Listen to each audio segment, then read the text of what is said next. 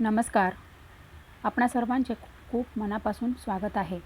संपूर्ण महाराष्ट्रातील प्रत्येक जनतेसाठी, संपूर्ण महाराष्ट्रातील प्रत्येक नागरिकासाठी आपण बघणार आहोत अत्यंत महत्त्वाच्या ठळक बातम्या.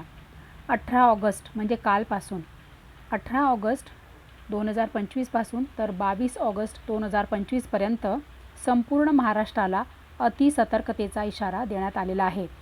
अतिवृष्टी होण्याचे आपणास हवामान खात्याने अंदाज वर्तविलेला आहे. नागरिकांसाठी अत्यंत महत्त्वाचे अपडेट आहे. त्यामुळे सर्व नागरिकांनी आपण जर गरज असली, आवश्यकता असती तरच घराबाहेर पडणे असे मुख्यमंत्री आपले श्री देवेंद्रजी फडणवीस साहेब यांनी सुद्धा त्यांच्या महाराष्ट्रातील संपूर्ण जनतेला हा संदेश दिलेला आहे. त्यामुळे आवश्यकता असेल तरच घराबाहेर पडा. कारण की बघा, अत्यंत स्पष्ट बातम्या आपण आता बघूया. खडकवासला येथे 50 म्हशी एका शेतकऱ्याच्या वाहून गेल्यात. मुंबईला भरपूर सारा म्हणजे संपूर्ण वसई विरार वगैरे सर्व ठिकाणी मुंबईमध्ये संपूर्ण रस्ते हे पाण्याखाली गेलेले आहेत. आणि संपूर्ण म्हणजे ओव्हरऑल संपूर्ण महाराष्ट्रात ठाणे, सांगली, सातारा, पुणे सगळीकडे अतिवृष्टीचा इशारा देण्यात आलेला आहे. राज्यात अतिवृष्टीमुळे 1 लाख हेक्टर शेतीचे नुकसान झालेले आहे. नांदेड जिल्ह्यात मुखेड येथे अतिवृष्टी अनेक नागरिक बेपत्ता झालेले आहे. मुंबईकरांनो, गरज असेल तरच घराबाहेर पडा असे मुख्यमंत्री श्री देवेंद्रजी फडणवीस यांनी संपूर्ण आपल्या जनतेला इशारा दिलेला आहे. बातम्यांच्या माध्यमातून त्यांना जागृत केलेलं आहे. राज्यातील 235 आश्रमशाळांना मिळणार वॉशिंग मशीन फ्री. समाजवादी नेते माजी आमदार आणि हे बघा, पुढील 3 तासामध्ये रायगड, ठाणे, पुणे, सातारा आणि कोल्हापूरच्या घाट भागात काही ठिकाणी मुसळधार पाऊस पडण्याची शक्यता आहे. नागरिकांनी सतर्क राहावे. हवामान खात्याने सुद्धा हा अंदाज दिलेला आहे, अंदाज वर्तविलेला आहे. आणि प्रत्येक वेळेला हवामान खात्याचा अंदाज हा आपण बघितलेलाच आहे की हा खराच असतो. त्यामुळे संपूर्ण नागरिकांनी काळजी घ्यावी. समाजवादी नेते माजी आमदार डॉक्टर बा दळवी यांचे निधन. मराठवाड्यात पावसांचे 6 बळी झालेले आहे. बघा, मराठवाड्यात सुद्धा अतिवृष्टी आहे, कोकणात सुद्धा अतिवृष्टी आहे, मुंबईमध्ये अतिवृष्टी आहे, पुण्यातच मी असते त्यामुळे पुण्यात सुद्धा मला सगळं माहीत आहे. पुण्यात सुद्धा कंटिन्यू पाऊस सुरू आहे, संततधार आणि ती सुद्धा मुसळधार पाऊस सुरू आहे.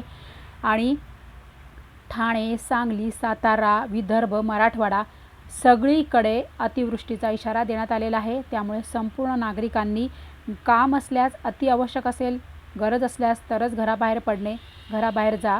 अन्यथा आपण सगळेजण आपली काळजी घ्या. कारण की पावसामध्ये भरपूर असं आपलं नुकसान होऊ शकतं, तब्येत खराब होऊ शकते. त्यामुळे सगळ्यांनी आपली काळजी घ्या.